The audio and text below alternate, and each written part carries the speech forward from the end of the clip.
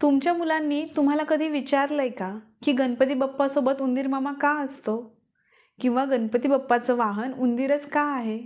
चला तर मग जाणून घेऊया बाप्पाच्या या गोड गप्पांमधून.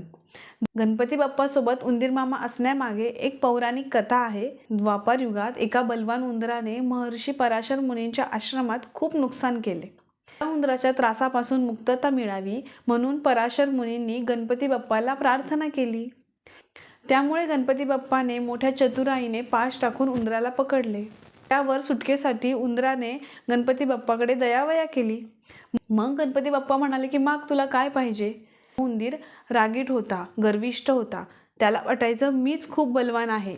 या रागाच्या भरात उंदराने गणपती बाप्पाला उर्मट उत्तर दिलं आणि म्हणाला, तुम्हीच माझ्याकडे मागा जे तुम्हाला हवंय. मग गणपती बाप्पाने मोठ्या हुशारीने उत्तर दिलं की आजपासून तू माझं वाहन हो. हे ऐकल्यानंतर त्या उंदराला त्याची चूक कळाली आणि पश्चाताप झाला. त्यानंतर उंदराने गणपती बाप्पाचं ते म्हणणं मान्य केलं आणि तेव्हापासून गणपती बाप्पाचं वाहन उंदीर झालं. ही झाली गणपती बाप्पासोबत उंदीर मामा का असतो याच्या मागची कथा. पण आपण पालकांनी या कथेतून मुलांना शिकवण देणं गरजेचं आहे.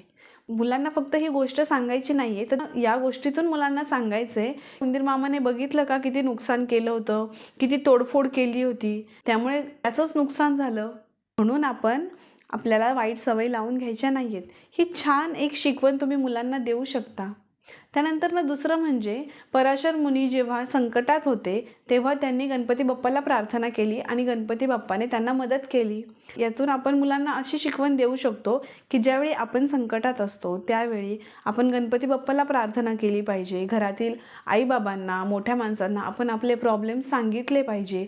यातून मुलं आपल्या भावना व्यक्त करायला, आपले प्रॉब्लेम्स घरात शेअर करायला शिकतील. आणि सगळ्यात महत्त्वाची शिकवण या गोष्टीतली ती म्हणजे गोष्टीतल्या उंदीर मामाला त्याचा राग अनावर झाला आणि त्या रागाच्या भरात त्याने गणपती बाप्पाला उर्मट उत्तर दिलं. त्याने त्याचंच नुकसान झालं. गणपती बाप्पाने उंदीर मामाला त्यांचं वाहन करून घेतलं. त्यामुळे आपण आपल्या रागावर नियंत्रण ठेवणं खूप महत्त्वाचं आहे, नाहीतर त्याच्यातून आपलंच नुकसान होतं. ही खूप महत्त्वाची आणि मोठी शिकवण आपण मुलांना या गोष्टीच्या मार्फत देऊ शकतो. तर मंडळी, आपल्या संस्कृतीतली प्रत्येक गोष्ट मुलांना साध्या सोप्या आणि त्यांना समजेल अशा भाषेत जर सांगितली ना तर आपण मुलांवर छान संस्कार करू शकतो. त्या गोष्टीच्या मार्फत आपण मुलांना छान शिकवण देऊ शकतो. अशाच गोष्टी आणि पालकांसाठी टिप्स पाहण्यासाठी पॅरेंटिंग विथ रंगोली या चॅनलला नक्की सबस्क्राईब करा. धन्यवाद.